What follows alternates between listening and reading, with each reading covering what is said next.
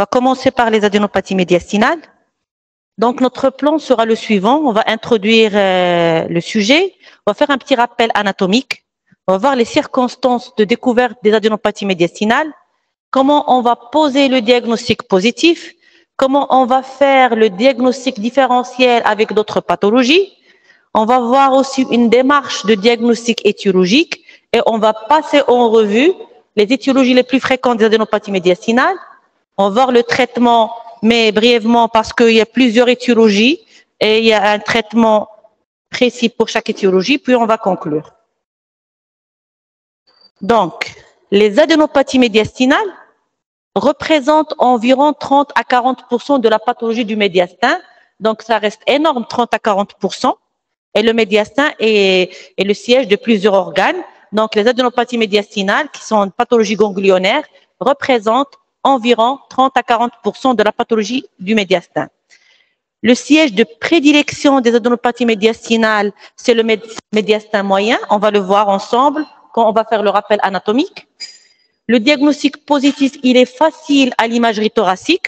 Donc, vous pouvez suspecter les adénopathies médiastinales sur un cliché thoracique de face et pour mieux analyser et confirmer ce diagnostic positif, on a recours souvent à un scanner thoracique. Pour le diagnostic étiologique, généralement, on doit avoir une preuve histologique pour poser le diagnostic étiologique et les étiologies sont multiples. C'est pour ça qu'on insiste pour une démarche de diagnostic étiologique en commençant par les examens les moins invasifs et les moins coûteux. Donc, il faut faire une démarche diagnostique qui sera logique avec des examens le moins invasifs possible. Un petit rappel de l'anatomie, parce que comme j'ai introduit, les adénopathies médiastinales siègent au niveau du médiastin. C'est quoi ce médiastin? Le médiastin, c'est l'espace médiothoracique interpulmonaire, c'est-à-dire c'est la partie située entre les deux poumons. On l'appelle le médiastin. Donc, on la localise comme en avant, il y aura le plastron sternocostal, en avant, le sternum qui est en avant. En arrière, il est limité par le corps des vertèbres dorsales. En bas, il est limité par le diaphragme. En haut, par le défilé cervico-thoracique. Et bien sûr, en dehors, les plèvres médiastines. Donc, il est situé au niveau du médiastin et limité par ses organes. Ce médiastin contient plusieurs structures, dont les structures cardiovasculaires. On connaît tous le cœur. Donc, quand on veut interpréter un cliché thoracique de face, et j'insiste, on parle de cliché thoracique, pas de cliché du poumon, parce qu'on interprète aussi bien le poumon que le médiastin. Donc, c'est un cliché thoracique. Donc, ce médiastin, il y a des structures cardiovasculaires, il y a des structures digestives, l'œsophage, bronchiques, les branches, glandulaires, l'exemple du goitre, la thyroïde, des structures graisseuses, ganglionnaires et nerveuses. Donc, vous voyez, le médiastin, c'est un espace où il y a beaucoup d'organes. Donc, une pathologie de n'importe quel organe va se manifester par une atteinte médiastinale, sur le cliché, une opacité ou bien un élargissement médiastinal. Mais nous, on s'intéresse, ce chapitre, c'est les adénopathies médiastinales. Donc, on devra faire un diagnostic différentiel avec les autres pathologies. Donc, ce médiastin peut être divisé en trois parties dans le sens antéro-postérieur. Donc, sur ce schéma, médiastin antérieur, c'est le numéro 1. Il est limité en arrière par le plan de la face antérieure de la trachée. Donc, tout ça, c'est le médiastin antérieur. Le médiastin postérieur, il est situé en arrière de ce plan trachéobronchique. Donc, c'est le 3. Et entre les deux, c'est le médiastin moyen qui correspond à la région péritrachéobronchique.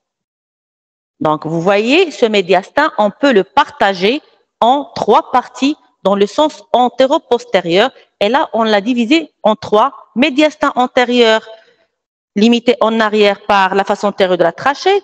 Médiastin postérieur, situé en arrière de ce plan trachéobronchique. Et le médiastin moyen, entre les deux, et qui correspond à la région péritrachéobronchique. Ces trois parties, aussi, on peut les diviser en compartiments. Donc, chacune de ces trois parties vont être divisées en trois étages. Donc, vous voyez, c'est ici le médiastin, il est entre les deux poumons. Donc, on peut partager en partie supérieure au-dessous de l'aorte, en partie inférieure sous la carène. La carène, c'est la bifurcation, c'est la séparation. On a la trachée. Un peu plus bas, il va se bifurquer pour donner la branche droite et la branche gauche. Et l'espace entre les deux, ça s'appelle la carène. Donc, cette partie au-dessous de la carène, c'est un étage inférieur. Et le moyen, c'est entre l'arc aortique et la carène. Donc, vous voyez, on a partagé au départ en 3 parties, médiastin antérieur, médiastin moyen, médiastin postérieur. Puis, chaque médiastin, on peut le partager en partie supérieure, en partie inférieure et partie moyenne pour avoir des compartiments. Donc, sur cette diapositive, donc, tout ça, c'est le médiastin postérieur. Et pour vous localiser, postérieur, c'est le rachis. Donc, ça, c'est postérieur. Et vous voyez cette partie de médiastin postérieur, il y a une partie supérieure, il y a une partie moyenne et il y a une partie inférieure. Pourquoi on insiste pour partager ce médiastin? Parce que chaque compartiment, il y a de l'anatomie des organes. Et quand on a une opacité qui siège dans une partie du médiastin antérieur, postérieur, moyen, on peut évoquer des diagnostics. Donc, ça va nous aider. Par exemple, un exemple, l'œsophage est en postérieur. Donc, on peut se localiser. D'accord? Donc, si on prend le médiastin moyen, aussi, on peut le diviser en compartiments supérieurs, moyen et inférieur. Et si on prend le antérieur, on peut également le diviser en supérieur, moyen, inférieur. On va se retrouver devant 9 loges du médiastin. Donc, médiastin antérieur, supérieur, moyen, inférieur. Médiastin moyen, supérieur, moyen et inférieur. Médiastin postérieur, supérieur, moyen, inférieur. Donc, c'est un rappel anatomique qui est très important pour poser le diagnostic positif et également le diagnostic étiologique. Donc, voici une coupe scanographique sur laquelle on a divisé le médiastin antérieur, le médiastin postérieur et le médiastin moyen. Toujours, rappelez-vous que le sternum, il est en antérieur et les vertèbres, ils sont en postérieur. D'accord? Et ce qui est entre les deux, c'est le médiastin moyen. Ce médiastin est riche en relais ganglionnaires lymphatiques. Et bien sûr, ce relais ganglionnaire lymphatique peut être le siège de nombreux processus qui peuvent être, les processus peuvent être inflammatoires. Je vous donne l'exemple, par exemple, inflammation dans le cadre d'une maladie comme la sarcoïdose. Ça peut être le siège d'un processus infectieux. L'exemple, on va le voir, d'une tuberculose qui est infection ou bien un autre germe, une infection par un autre germe, par exemple le streptocoque. Et ça peut être le siège d'une pathologie tumorale. Et si vous avez fait le cours du cancer bronchopulmonaire, je ne sais pas si vous l'avez déjà fait, les adénopathies vont classer le bilan d'extension pour stadifier les différentes tumeurs. Donc l'atteinte, confirmer une atteinte ganglionnaire tumorale est très importante pour proposer une thérapeutique pour les néoplasies.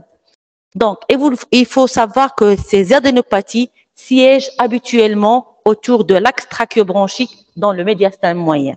Donc, les ganglions, leur siège, c'est souvent le médiastin moyen.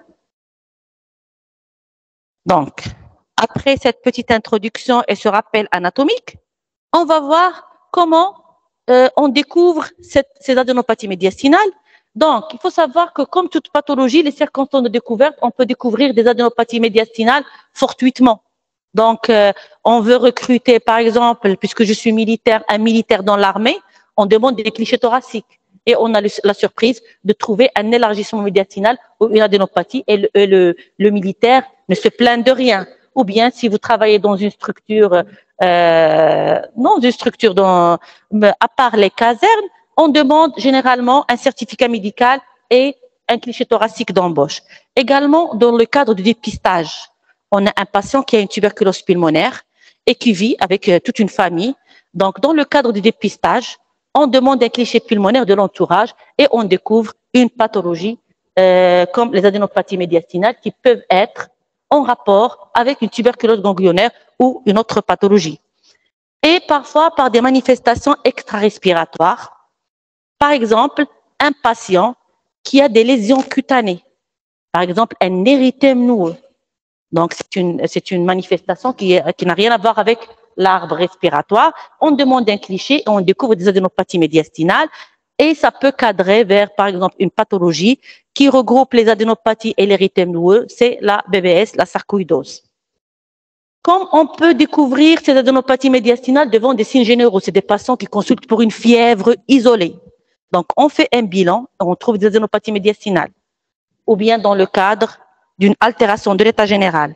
Donc, c'est des circonstances de découverte, soit fortuitement, soit devant des signes généraux, soit par des signes de compression médiastinale.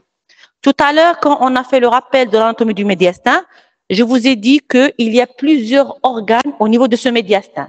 Avoir une adénopathie, c'est-à-dire un ganglion qui a augmenté de taille, peut comprimer les structures à côté. Donc, ça peut comprimer l'arbre trachéobronchique et le malade va consulter pour une dyspnée inspiratoire. Donc, une adénopathie qui comprime l'arbre bronchique, le malade va avoir une difficulté de respirer et vous allez entendre un wheezing inspiratoire. Il peut donner des douleurs thoraciques, une adénopathie qui comprime un trajet nerveux, ou bien ça va irriter l'arbre bronchique et ça va donner une toux sèche rebelle, voire carrément, parfois on a des ruptures ganglionnaires au niveau de l'arbre bronchique et le patient va avoir des expectorations purulentes ou une hémoptysie. Donc ça, c'est les circonstances de découverte. On a vu une découverte fortuite, on a vu la découverte de ces adénopathies médiastinales devant des signes généraux. Donc, on peut découvrir ces adénopathies lorsqu'ils donnent des compressions médiastinales qui peuvent se manifester par une compression de l'arbre trachéobronchique ou bien par des signes de compression vasculaire. Vous savez, c'est quoi le syndrome cave supérieur? Donc, le syndrome cave supérieur, vous l'avez vu en sémiologie. Donc, cliniquement, le patient, il est cyanosé avec un odème en pèlerine, turgescence des veines jugulaires et une circulation veineuse collatérale qui définit quoi? Une obstruction de la veine cave supérieure. Donc, ces adénopathies peuvent comprimer une compression extrinsèque de cette veine cave supérieure et le malade a ces symptômes et il va consulter et on découvre que les adénopathies médiastinales sont la cause de ce syndrome cave supérieur qui traduit la compression de la veine cave supérieure. Également, on peut avoir des signes neurologiques. Les adénopathies qui sont au niveau du médiastin, le nerf récurrent passe au niveau du médiastin et l'atteinte du nerf récurrent, ça va se manifester par une dysphonie. Donc, vous constatez, c'est souvent le malade qui a constaté le changement de sa voix et qui vient consulter. Ou bien le syndrome de Claude Bernard Horner qui se manifeste par une atteinte de nerf sympathique cervical qui se manifeste cliniquement par un patient qui a un ptosis, qui a la paupière basse, un myosis et une hénophthalmie, un petit œil. Ou bien un hoquet qui traduit l'atteinte du nerf périphérique. Donc, vous voyez, ces adénopathies peuvent comprimer des nerfs et ça sera les circonstances de découverte de cette pathologie. Autre signe de compression, l'œsophage fait partie du médiastin. Les adénopathies qui compriment l'œsophage, où ce patient va se plaindre de dysphagie, il peut également entraîner une tamponnade par compression du péricarde, voire une compression du canal thoracique qui va entraîner un chylothorax. C'est l'existence de liquide chyleux au niveau de la plèvre. Donc, on a vu les signes de compression médiastinale comme circonstance de découverte. On peut avoir également des signes extrathoraciques. Le malade qui vient consulter pour des adénopathies périphériques. Donc, les adénopathies périphériques, il y a des ganglions. Donc, vous avez fait l'examen clinique. Il y a un examen ganglionnaire. Et dans l'examen ganglionnaire, vous allez examiner tous les ganglions. Et le malade peut consulter pour une adénopathie cervicale, une adénopathie axillaire, susclaviculaire. Et quand on fait notre bilan, on découvre des adénopathies médiastinales associées. Et bien, dans le cadre aussi d'un bilan d'extension, un malade qui consulte en médecine interne pour, je vous ai dit l'exemple tout à l'heure de l'érythème noueux, dans le cadre de bilan d'extension, on trouve avec une sarcoïdose, dans le cadre de bilan d'extension de la sarcoïdose, on va trouver des adénopathies. Ou bien un malade qui a une tuberculose pulmonaire TPM+, et on trouve sur le cliché des lésions parenchymateuses, mais aussi des adénopathies médiastinales, ou bien dans le cadre de bilan d'extension d'un lymphome. Donc, on a vu les circonstances de découverte de ces adénopathies fortuitement ou bien lorsqu'ils compriment des structures qui existent au niveau du médiastin. On va voir comment on va poser le diagnostic positif. Et je l'ai mis en introduction que le diagnostic positif est généralement facile. On le pose sur l'imagerie. Donc, les adénopathies médiastinales se traduisent sous forme d'une opacité. Donc, tout ce qui est blanc, c'est opacité. Tout ce qui est noir, c'est clarté. Sur le cliché thoracique de face, l'adénopathie va être visible sous forme d'une opacité. Cette opacité qui est une partie blanche, il peut être unique ou multiple. Il peut être arrondi ou ovalaire. Il peut avoir un contour polycyclique. Généralement, ses limites externes sont nettes et convexes. Et la limite interne, il est noyé dans le médiastin parce qu'il fait partie du médiastin. Donc, vous allez avoir sur le cliché, j'ai mis des plaques où il y a des clichés thoraciques. La limite externe, elle est nette, vous la voyez, mais la limite interne, elle est noyée dans le médiastin, se raccordant en pente douce avec le médiastin qui traduit la localisation médiastinale. Il est de tonalité hydrique. Parfois, ces adénopathies sont calcifiées. Et le siège, généralement, ça peut être en latérotrachial, en intertrachiobronchique, en sous-carinaire et en interbronchique. Voici une image thoracique de face. Donc, cliché thoracique de face qu'on peut bien orienter par une poche arrêt gastrique à gauche, d'accord? Là, c'est le poumon gauche, le poumon droit, et au milieu, il y a le médiastin. Qu'est-ce que vous remarquez? Il y a une opacité hilaire de part et d'autre. C'est ça, une opacité. Et qu'est-ce que vous remarquez? On a la limite. Comment la limite? Il est net, la limite externe, mais la limite interne, elle se confond avec le médiastin. Donc, c'est un cliché thoracique qui objective des opacités hilaires bilatérales faisant évoquer des adénopathies médiastinales. Sur ce cliché pulmonaire, ce qui vous frappe à l'œil, c'est cet aspect de ce médiastin. Normalement, c'est pas comme ça. Vous voyez comment il est le médiastin. La partie supérieure, il est petite. Après, il y a le cœur. Ici, vous voyez comment il est. On a un élargissement médiastinal. Donc, c'est dans le cadre d'une pathologie lymphomateuse. Il y a plein d'adénopathies qui va donner cet aspect en cheminée. Un autre cliché de face. Qu'est-ce que vous me remarquez? Là, c'est la crosse de l'aorte. Là, c'est des îles. Là, c'est pas normal, cette partie. Donc, si on revient en arrière, regardez la partie comment elle est et regardez sur ce cliché thoracique ce qu'on a. Là, c'est une opacité à limite externe nette et la limite interne, il est noyé dans le médiastin, faisant évoquer une adénopathie latérotrachiale droite.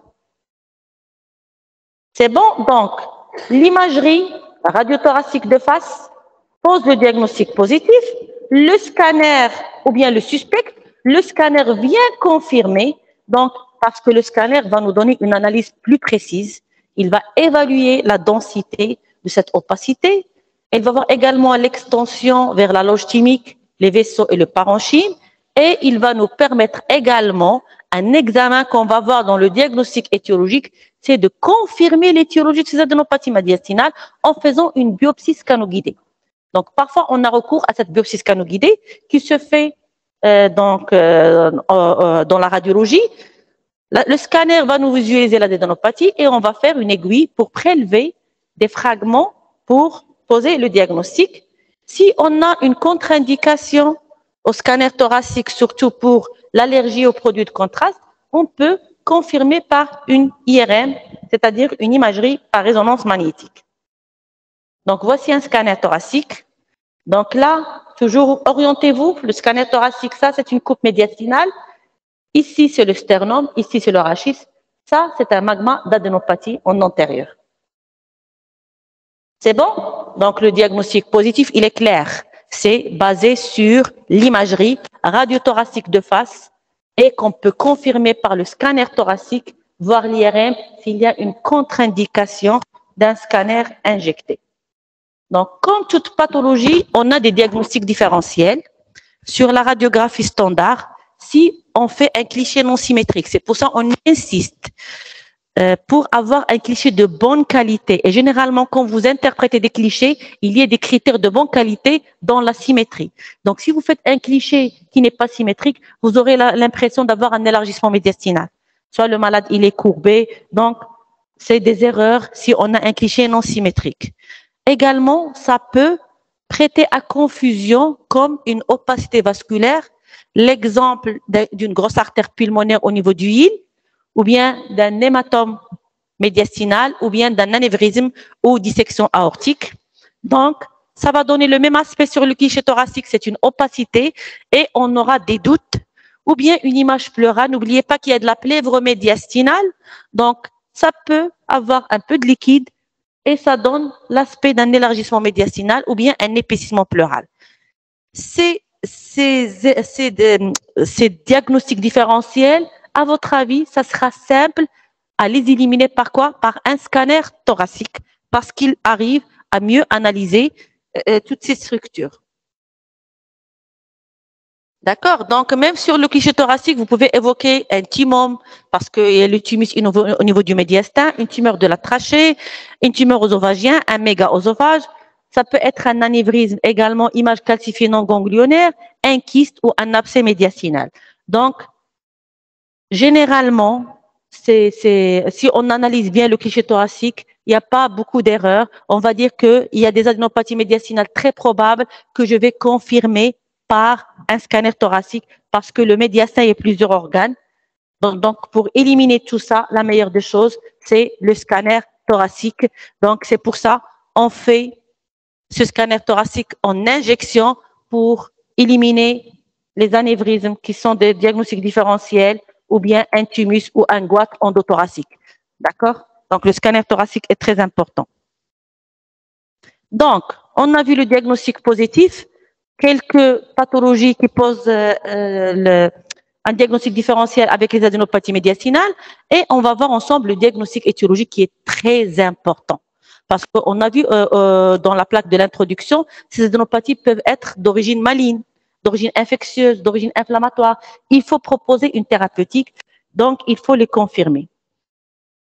Il y a une démarche toujours qui est précise, avec des éléments qui vont vous orienter, avec des éléments cliniques, paracliniques et toujours moins invasifs, le plus invasif et le moins coûteux pour le patient. Donc déjà, vous avez des adénopathies médiastinales, vous allez interroger votre patient, vous allez trouver est-ce qu'il est jeune, sa profession, est-ce qu'il y a une notion de contagion tuberculeux, est-ce qu'il a des antécédents de tuberculose ou de cancer, est-ce qu'il est tabagique, est-ce qu'il prend des médicaments, est-ce que ces atteintes médiastinales, ces adénopathies coïncident d'une manière aiguë, subaiguë ou chronique. C'est très important.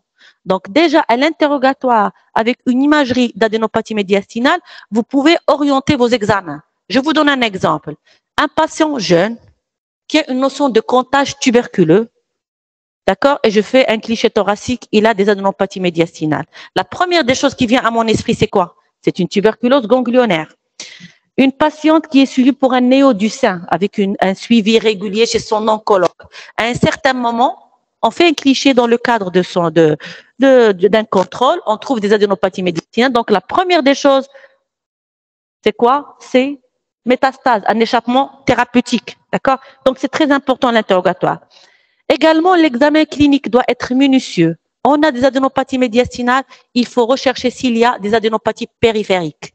Ça va nous aider pour le diagnostic étiologique. Donc, préférez faire une biopsie d'un élément périphérique que faire des biopsies des adénopathies médiastinales et on va voir que c'est pas facile parfois. Également, il faut rechercher s'il y a une hépatomégalie, une splénomégalie, lésions cutanées. Et là, je pense à une pathologie lymphomateuse ou bien une sarcoïdose qui parfois, il y a des atteintes cutanées.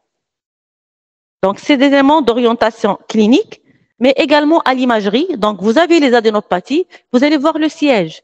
Une adénopathie latérotrachéale avec un petit chancre, une opacité, je vais penser à une primo-infection tuberculeuse devant un patient qui a une notion de contagion tuberculeux.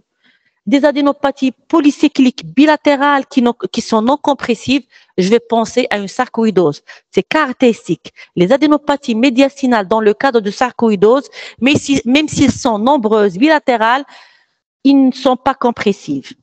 Et si vous avez des adénopathies médiastinales avec un aspect de médiastin encheminé, on a vu tout à l'heure un cliché, je reviens en arrière pour vous montrer ce cliché. Là, il faut penser à une pathologie lymphomateuse. Donc, toujours dans les éléments d'orientation, on a vu la clinique, on a vu l'imagerie, la biologie. La biologie, la plus simple des choses à faire devant un patient qui a des adénopathies médiastinales, un bilan, VSRP, je m'oriente vers une pathologie infectieuse, un hémogramme, si je trouve une pathologie délignée, je vais penser à une hémopathie, le lymphome.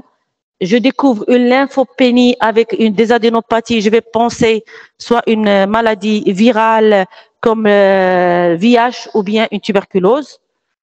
Donc, dans le cadre du bilan, un bilan physiologique, parfois vous avez une tuberculose pulmonaire parenchymateuse TPM+, et une tuberculose ganglionnaire associée. D'accord? L'intradermoréaction tuberculine qui se fait pour voir s'il y a un virage. Donc là, actuellement, on a le quantiférant qui permet de nous faire la différence entre une tuberculose. Il va nous dire que est-ce que le patient a été en contact avec le BK ou pas. Par contre, l'intradermoréaction, on avait toujours le doute. Pourquoi? Parce que tout le monde est vacciné contre la tuberculose, le vaccin BCG. Et on fait l'intradermoréaction, on va la trouver positive et on a le doute, est-ce qu'il s'agit d'une réaction parce qu'on était vacciné pour être protégé ou bien une tuberculose ou bien le malade a été en contact avec la tuberculose. Et bien sûr, certaines sérologies comme le VIH ou bien des bilans. Il faut pas demander, c'est des bilans qui sont pas demandés systématiquement. Vous avez la clinique, l'interrogatoire qui va vous orienter. Vous pensez à une tuberculose, vous faites un bilan physiologique, vous pensez à une maladie VIH, vous allez trouver une sérologie, faire une sérologie de VIH. Vous êtes devant un tableau clinique d'une maladie générale, vous pouvez demander un bilan à la recherche des maladies de système. Donc là, c'était des éléments d'orientation clinique, l'imagerie et biologie, mais les éléments de certitude, c'est l'histologie. Les éléments périphériques, d'où l'intérêt de bien examiner votre patient à la recherche d'adénopathie périphérique. La biopsie peut nous poser le diagnostic. Ou bien l'existence d'une lésion cutanée, je vais faire une biopsie et ça peut me donner le résultat. Par exemple, la sarcoïdose ou bien métastase cutanée d'une pathologie tumorale. L'étude de la nature des adénopathies médiastinales, on va voir, c'est des examens un peu plus invasifs. Le moins invasif, c'est faire une fibroscopie bronchique. C'est un examen que les pneumologues font. Donc, on va introduire un tube au niveau des bronches et on va voir s'il y a des lésions macroscopiques. Si je découvre un bourgeon tumoral et j'ai des adénopathies médiastinales à la radio, je suis dans la pathologie tumorale avec des métastases ganglionnaires. Je peux trouver des sténoses, des fistules, je peux trouver un granulome, je suis dans la tuberculose ou bien une infiltration tumorale. Donc, ça m'aide, cette fibroscopie bronchique va m'aider à faire parfois le diagnostic en faisant quelques gestes, un lavage broncho-alvéolaire qu'on fait dans le cadre de la maladie de sarcoïdose ou une maladie de système, une biopsie bronchique étagée qu'on fait également dans le cadre d'adénopathie médiastinale. Ça peut donner le diagnostic d'une sarcoïdose, d'une tuberculose ou autre. On peut, au cours de la fibroscopie bronchique, faire une ponction transcarinaire. Donc, tout à l'heure, je vous ai expliqué c'est quoi la carène. La trachée, sa partie inférieure, va être divisée en deux, branche droite, branche gauche. Et généralement, c'est le médiastin moyen. Donc, on va faire une fibroscopie et on introduit au niveau de la carène une pince qui est spéciale pour faire une ponction transcarinaire et on va faire une biopsie à l'aveugle d'une adénopathie qu'on a vue sur le scanner. Ou bien une biopsie ganglionnaire transbronchique, c'est un geste qui doit être fait par des pinces qui sont spéciaux. La ponction biopsie scanoguidée, on a vu tout à l'heure le scanner qui apporte beaucoup d'éléments d'orientation diagnostique mais également étiologique. Donc, au cours d'un scanner, si l'adénopathie est accessible à une biopsie, on peut proposer une biopsie scano-guidée. Donc, le malade va faire une imagerie scanographique. Donc, on va localiser l'adénopathie et on va introduire une aiguille directement au niveau de l'adénopathie pour faire des prélèvements cytologiques qu'on va envoyer pour études anatomopathologiques ou bien pour études bactériologiques.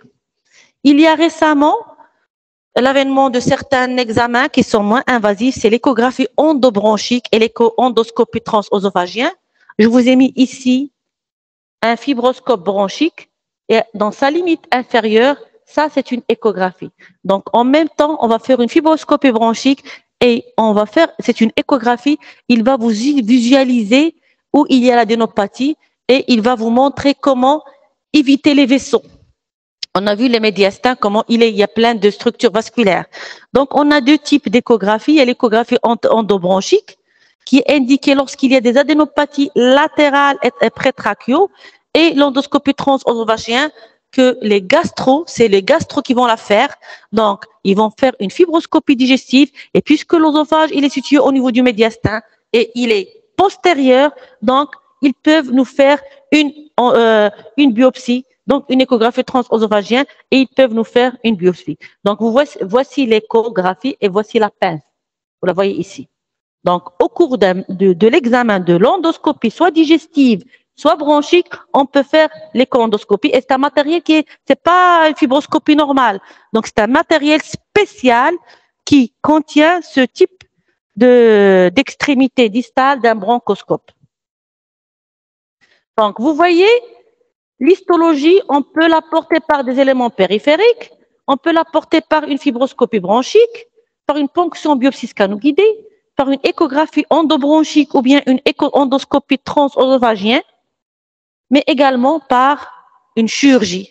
La plus simple, c'est la médiastinoscopie qui donc le chirurgien thoracique va ouvrir le médiastin, mettre une caméra et il va faire la biopsie de l'adénopathie qu'il voit donc macroscopiquement, et on a recours à cette médiastinoscopie souvent pour confirmer les adénopathies métastatiques, parce que parfois une seule adénopathie peut surclasser une tumeur. Je vous donne un exemple.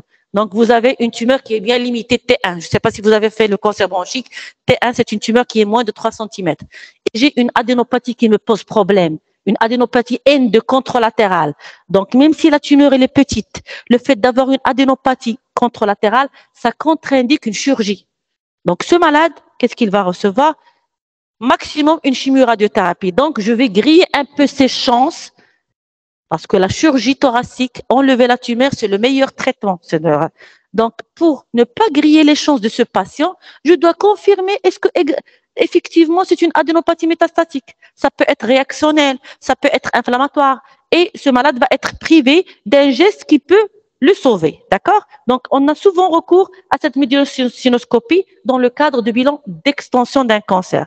La thoracoscopie également peut être indiquée devant l'existence qui ne sont pas accessibles à la médiastinoscopie, devant l'existence de ganglions latéraux-aortiques, de la fenêtre aortopulmonaire, de la loge de Barretti. Rarement, on a recours à une thoracotomie parce que c'est un geste qui est très invasif. Donc, rarement. Donc, par ces moyens qu'on a vus tout à l'heure, des éléments périphériques, fibroscopie bronchique, les ponctions scano-guidées, l'écho-endoscopie, on pourra avoir le diagnostic. Donc, il faut une démarche diagnostique logique, de moins invasif au plus invasif. Donc, voici le matériel d'une médiastinoscopie. Donc, ça se fait au bloc. C'est le chirurgien thoracique qui fait la médiastinoscopie.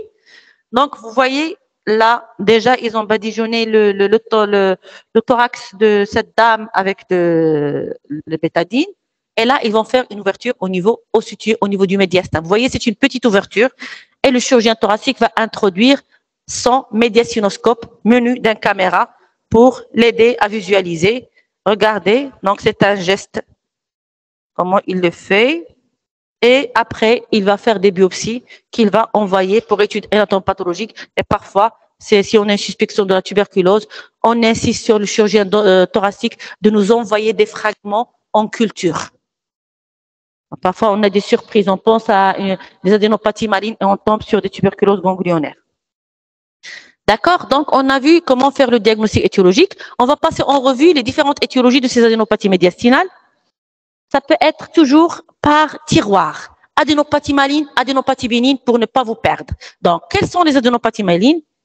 Chef de file, les hémopathies, maladie de Hodgkin, lymphome non hodgkinien, et je vous ai mis un peu de statistiques. Par exemple, la maladie de Hodgkin, l'atteinte, elle est fréquente, médiastinale dans 50%, et les adénopathies sont bilatérales, compressives et asymétriques. Tout à l'heure, on a vu la sarcoïdose, les adénopathies sont polycycliques, et ils ne compriment pas. Les adénopathies lymphomateuses, ils compriment. Ça peut être lymphome non hodgkinien, aussi ça fait partie des hémopathies. Ça peut être une lymphadénopathie angio-immunoblastique, aussi c'est une pathologie, c'est une hémopathie. Et là, je vous donne des critères pour vous orienter. Donc, par exemple, pour les maladies de Hodgkin, elle est fréquente, les adénopathies sont bilatérales. Pour la lymphadénopathie angio-immunoblastique, il survient généralement au-delà de 50 ans.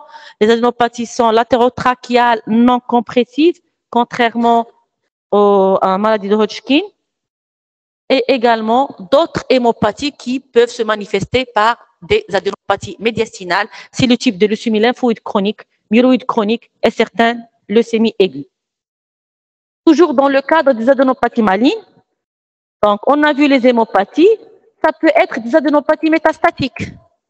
Donc vous voyez le drainage lymphatique, les cellules tumorales vont faire le trajet lymphatique. Vous avez un patient qui a un néo de l'œsophage, il peut faire des métastases médiastinales, des adénopathies médiastinales, bronchiques, un néo du sein, un thymome malin, un sarcome. Donc, toutes les pathologies tumorales de n'importe quel organe peuvent, s'il y a un échappement, s'il y a un stade avancé, peuvent donner des atteintes ganglionnaires médiastinales.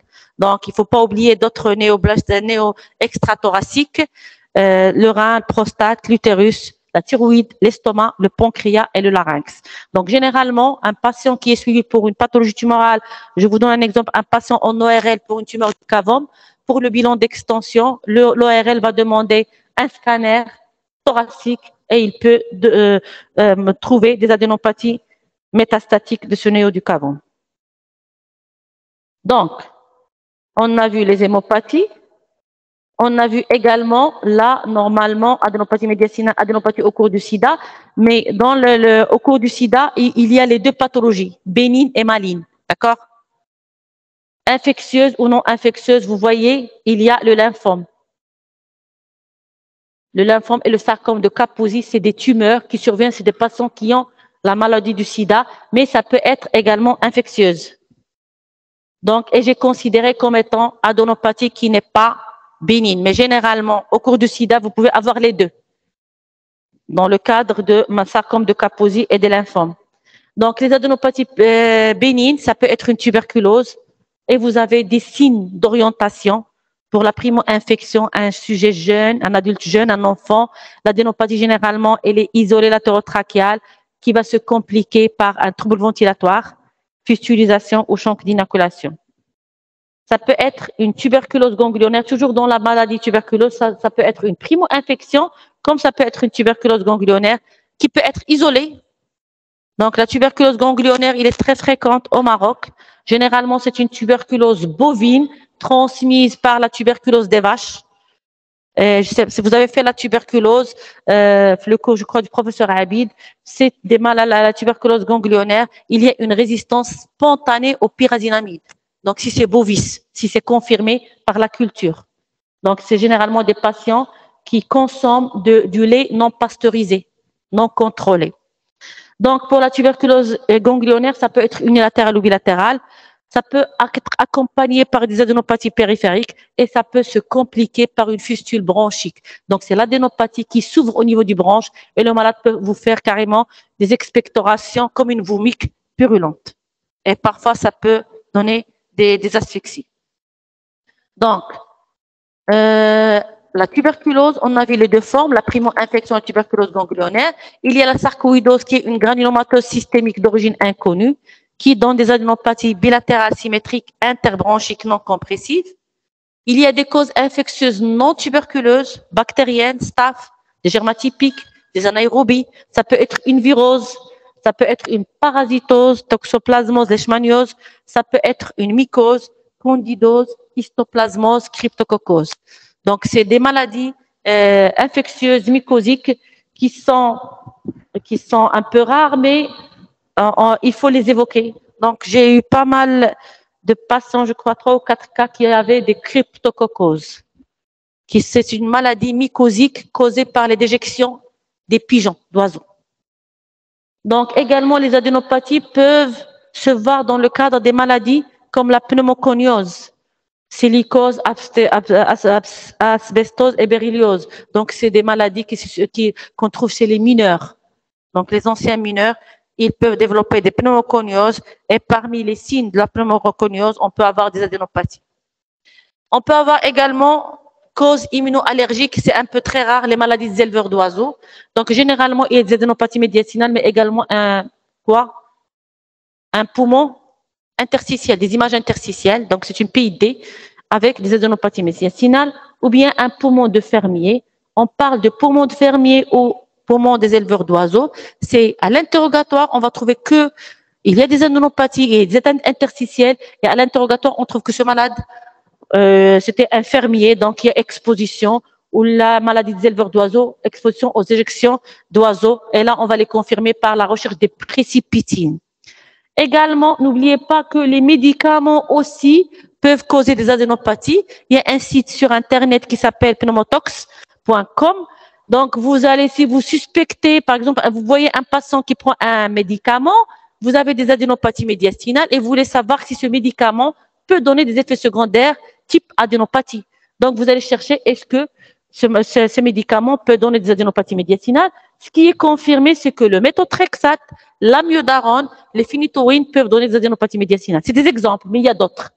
D'accord? Il y a d'autres médicaments qui peuvent les donner. Les médicaments peuvent causer plusieurs maladies. Je vous donne l'exemple des IEC qui peuvent donner une toux chronique chez un patient.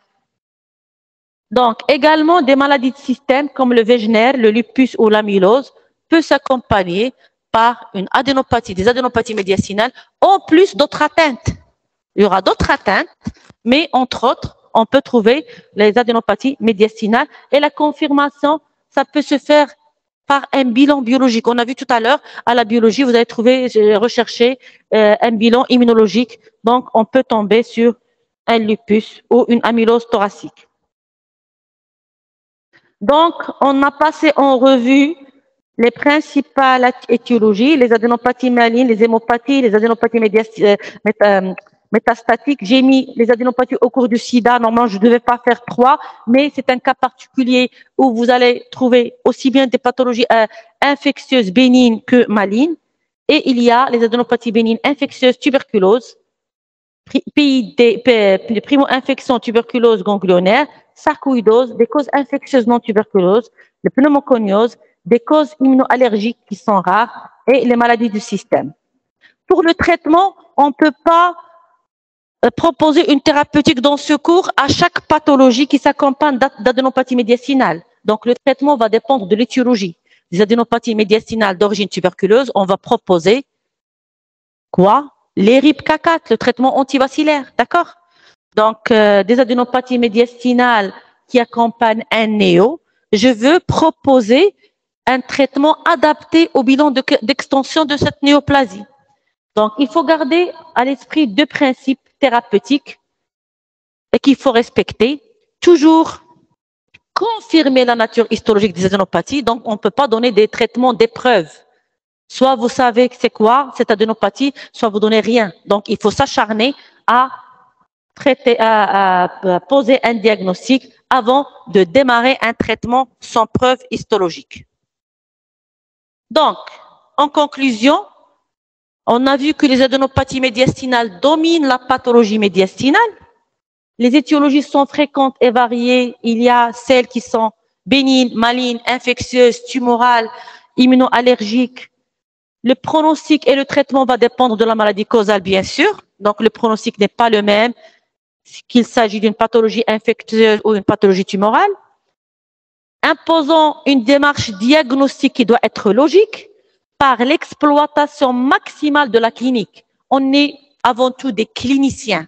Donc, vous interrogez votre patient, vous l'examinez et vous orientez les examens pour confirmer. Donc, vous n'allez pas passer directement votre patient à faire une IRM, PET scan. Donc, c'est la clinique qui va vous aider pour orienter votre diagnostic Vous examinez votre malade, vous avez trouvé des adénopathies périphériques, je peux m'arrêter là. Je fais la biopsie de l'adénopathie périphérique, c'est très simple. J'ai le diagnostic, donc c'est bon.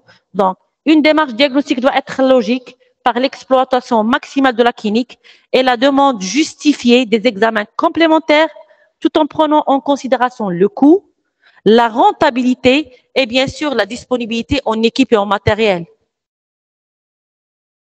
Donc, il faut proposer un examen qui est peu coûteux et qui est rentable. Donc, on a vu ensemble le chapitre des adénopathies médiastinales.